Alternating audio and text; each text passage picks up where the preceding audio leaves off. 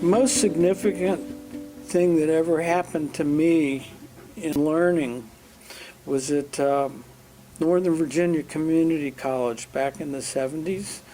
And I was taking an accounting class.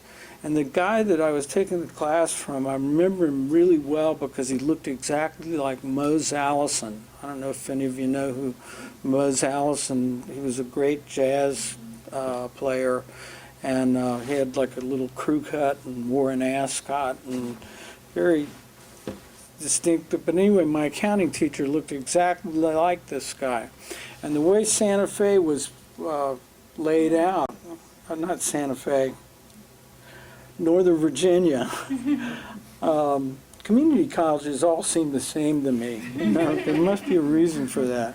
But the way it was laid out, there was a kind of a square of classrooms. You know, there are several buildings here and several buildings here and a walkway around the square. And I saw my accounting teacher all the way at the opposite end of the square. So I began to veer. Instead, I was walking straight towards him and he was walking straight towards me. So I started to veer off towards the opening of the square that would take me away from him. And he started veering off in the same direction. And the more I veered and got perpendicular to him, the more perpendicular he got to me, until finally I was in a panic that this guy is going to I'm going to bump into him. There's no way out of it, and we came to the corner where the two, where the hole was, the opening between the two sets of buildings was, and he goes, "That's right, you're not getting away from me." and I just stopped. I said, "Okay." He said, "Well, why weren't you in class?" And I said, "Well, it was a test." And he said, "Well, why didn't you come and take it?" I said, "Well, I didn't study for it, and I was going to fail it." And he said, "Well, why didn't you come talk to me about it?" And this was a really novel concept to me. It's like, I could do that?